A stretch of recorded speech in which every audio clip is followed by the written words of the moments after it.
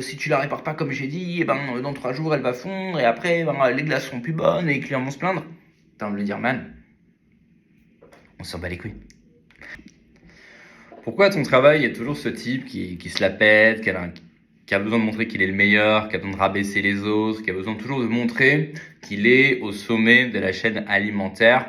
Aujourd'hui, les amis, on va faire une petite vidéo, on va parler de psychologie humaine, parce que c'est un sujet qui me passionne et parce que ça montre effectivement que moins on a des niveaux de spiritualité élevés, enfin plus on a des niveaux de spiritualité bas, plus on retourne à notre instinct et plus on devient quelqu'un de pathétique, en fait, tout simplement.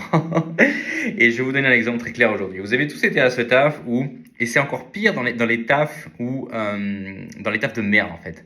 Genre, où, par exemple, je sais pas, moi, t'es chez McDo et il y a un mec qui connaît par cœur les petits boutons pour configurer la machine et tout. Et pour lui, ça c'est le monde, quoi. C'est genre, c'est lui, il a une petite machine à glace, il la connaît par cœur, il sait même la réparer. Il vient le soir gratuitement pour la réparer avec ses propres outils. Et il a l'impression d'être vraiment un type en or, il a besoin que tout le monde le sache, et il a surtout besoin que tout le monde sache qu'il est meilleur que les autres hommes de son écosystème. C'est aussi vrai dans d'autres écosystèmes, il y a aussi beaucoup d'ego chez les ingénieurs, et c'est pas pour rien, vous allez voir que tout est lié en fait. Mais chez les ingénieurs, chez les geeks, chez les gens qui jouent aux jeux vidéo, chez les gens qui passent beaucoup de temps derrière des ordinateurs, il y a aussi souvent beaucoup d'orgueil, beaucoup d'ego. Mais c'est quelque chose qu'on retrouve en général dans la majorité des corps de métier et surtout quand ce sont des corps de métier avec beaucoup d'hommes. En fait, c'est pour une raison très simple. C'est un instinct qui vient de la compétition sexuelle. Je vais vous expliquer pourquoi. L'homme tire sa valeur de sa compétence, de ce qu'il peut faire, de ce qu'il sait faire, de ce qu'il a. Non pas de ce qu'il est, contrairement aux femmes.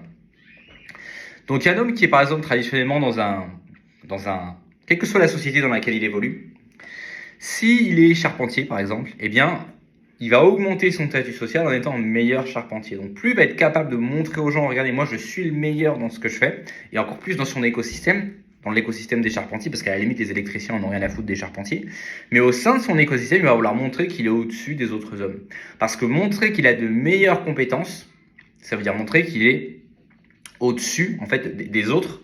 Et donc, grosso modo, ce qu'il est en train d'envoyer comme signal de cet inconscient, c'est je suis au-dessus des autres, j'ai plus de compétences, donc j'ai une valeur sociale plus élevée, donc les ressources et les femmes doivent m'être allouées à moi en priorité par rapport aux autres. Alors vous allez me dire, mais dans certains écosystèmes, c'est absurde. Vous êtes dans un bureau avec que des ingénieurs, il y a genre une meuf dans tout le bureau, les mecs ils touchent une meuf par an, c'est des gros geeks, ils touchent à rien, c'est ridicule. Genre aucune meuf ne va comment dirais-je les féliciter parce qu'ils ont réussi à résoudre un problème de code compliqué, ou c'est pareil dans le jeu vidéo, hein. Le mec il est niveau maximum, ou bien c'est le meilleur en termes de classement sur tel jeu vidéo, à moins d'être vraiment un pro player et d'être à très haut niveau. Mais pour la plupart des gens, même les gens qui sont top 1%, c'est pas suffisant pour être pro. Aucune meuf ne va vous dire bravo, t'es monté diamant sur League of Legends ou je sais pas quoi. Et pourtant, inconsciemment, ils vont quand même vouloir activer ces mécanismes vont s'activer, même si réalistiquement, quand vous avez compris la source du mécanisme, vous comprenez que là, ça sert à rien dans ces écosystèmes-là, ça ne fonctionnera pas. Et donc les gars, mettons t'es dans le code, t'as ce mec au bureau, tu sais c'est le geek, c'est le meilleur, il est un peu autiste, il est un peu bizarre, lui toute sa vie c'est le code, et il a besoin de le faire savoir en fait. Donc si toi tu fais une petite erreur, ou même si tu fais pas une erreur d'ailleurs, il va avoir besoin de te corriger, il va leur montrer que lui, il sait mieux que toi. Et il va pas te le montrer en mode je t'aide à apprendre, je t'aide à t'améliorer, viens on fait plutôt comme ça. Il va vraiment te le montrer d'une manière, il va essayer de te montrer que t'es un mec à chier en fait et que c'est lui le boss. Et la raison pour laquelle il fait ça, encore une fois, c'est parce qu'il veut inconsciemment montrer aux gens qui sont autour, regardez, mon niveau de compétence est plus élevé, j'ai donc plus de valeur. Donc, il faut m'allouer des ressources et des femmes. Grosso modo, il faut me donner plus de fric et augmenter mon statut social qui va m'apporter des femmes. Et là où c'est drôle, c'est quand vous voyez, donc c'est quand vous commencez à comprendre ces mécanismes qui sont très bas sur l'échelle de. On va dire que si en bas on est au niveau du singe et en haut on est au niveau de spiritualité le plus élevé, c'est des mécanismes qui ont vraiment lieu tout en bas. Tu vois. En fait, être capable de se dire ah mais attends, je suis meilleur que ce mec-là, mais peut-être que c'est parce que il est là depuis moins longtemps que moi. Peut-être que c'est parce que il faut lui expliquer. Peut-être que je pourrais collaborer avec lui. Peut-être que si j'étais à sa place, je réagirais comme lui. Tu vois, peut-être qu'il a d'autres compétences ailleurs. Ça, ce raisonnement que je viens de me faire là, en fait, c'est 1% des gens qui pensent comme ça. Parce que c'est le niveau de spiritualité très haut où on va essayer de se détacher de son ego, on va essayer de se mettre à la place des autres. Peu de gens sont capables de le faire. La plupart des gens sont comme ça. C'est moi, et ils sont comme ça, et j'aime bien les imaginer comme ça, et avec les yeux fermés. Pourquoi les yeux fermés? Parce que vous savez que l'œil, on dit souvent que l'œil, c'est le miroir de l'âme, et généralement, les yeux ouverts, on associe ça à des niveaux de spiritualité élevés. J'aime bien les imaginer comme ça parce qu'ils sont très renfermés sur eux-mêmes, et ils agissent avec beaucoup d'automatisme. D'automatisme, donc d'instinct. C'est que de l'instinct, en fait. Ils n'en ont pas l'impression, ils ne s'en rendent pas compte. Ils ne se rendent pas compte qu'ils sont là ils sont en train de se laisser guider par des automatismes de primates.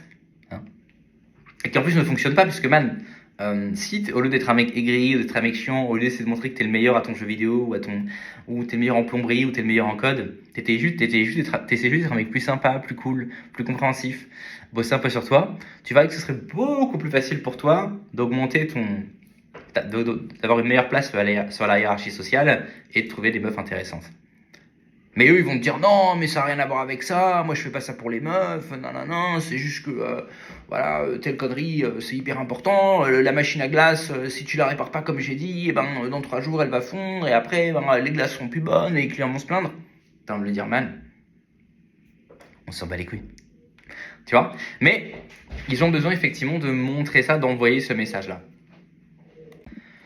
Et je pense que ces logiques instinctives, primaires, hein, vraiment, on est au niveau du primate, de domination masculine, sont ce qui va en fait favoriser un environnement de travail toxique, parce que ce sont des environnements de travail où, tout ça est inconscient encore une fois, mais les personnes dont je parle vont systématiquement chercher en fait leur cerveau et en permanence en train de chercher, de scanner des opportunités où elles vont pouvoir se faire monter en rabaissant les autres.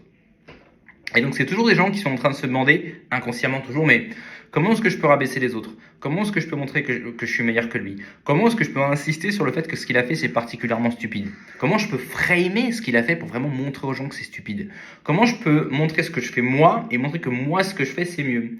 Comment je peux être un peu cassant? Comment je peux parler de manière un peu agressive pour montrer que je suis le mâle dominant? Et vous allez voir des gens effectivement parler comme ça, par exemple, moi au travail et de manière générale, sur Airbnb, à travers ma carrière, déjà j'ai bossé en call center, donc il y a une formation il faut être gentil avec les clients, etc. Mais c'est quelque chose que j'ai toujours eu en moi. Quand vous allez devoir communiquer dans un environnement professionnel, c'est toujours très agréable en fait. Je commence toujours mes phrases par bonjour, merci, je mets le prénom de la personne. J'essaie toujours de ne jamais accuser directement les gens. D'ailleurs, j'ai fait un chapitre spécialisé sur la communication dans ma formation Airbnb. Donc n'hésitez pas à aller checker. Et j'essaie toujours de faire en sorte que si la personne a fait une erreur, comment dirais-je, on va essayer de l'aider à s'améliorer, mais sans montrer du doigt, sans insister. On va essayer d'essayer de chercher, mais qu'est-ce qu'elle a. On va comprendre ce que la personne a voulu faire, comprendre, essayer de mettre en avant également la valeur de son travail, même si c'est pas fait comme on aurait voulu que ce soit fait. Vous voyez ce que je veux dire? Genre, t'as peint la maison ou t'as mis du parquet, tu l'as mis de manière, tu l'as pas mis en chevauché, tu l'as mis en colonne comme ça. Ça fait que le parquet il est super moche. Tu vas dire à la personne, écoute, effectivement, je comprends ton mindset. Je prends l'exemple.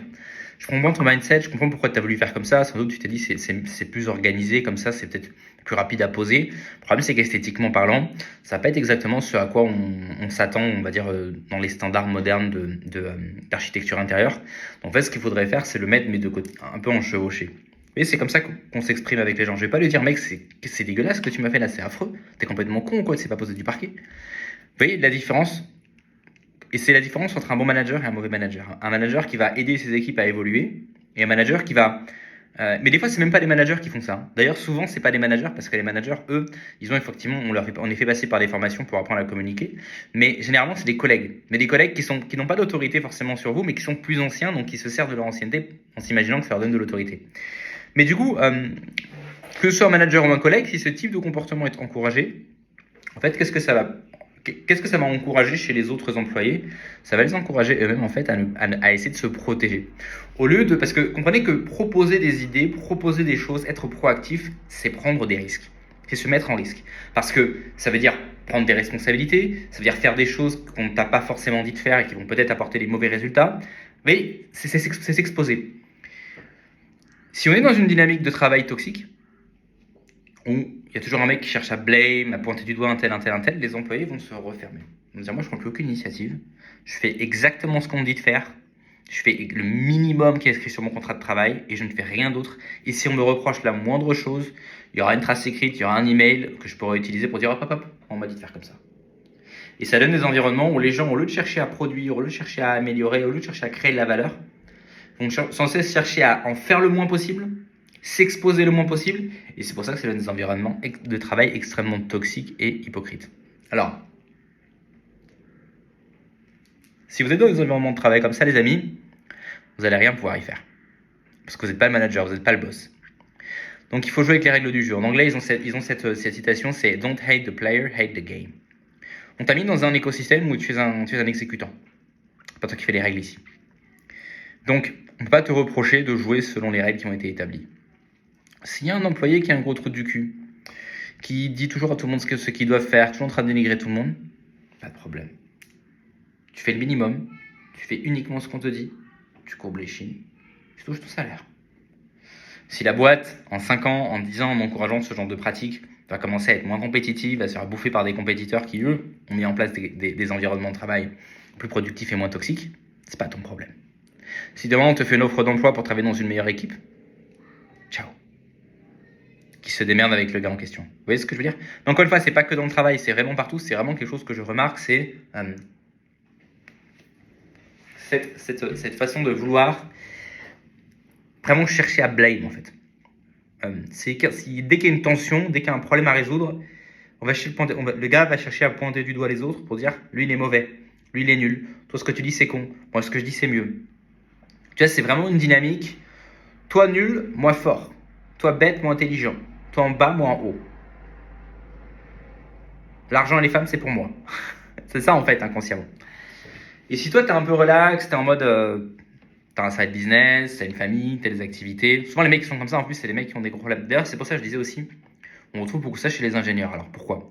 J'ai dit on retrouve ça déjà souvent dans les jobs à la con, chez McDo, etc. Parce qu'effectivement ça va être des gars qui sont emballés chez le social. Donc ils ont énormément de névroses, énormément de problèmes d'ego et énormément de difficultés à aller chercher effectivement à trouver des femmes.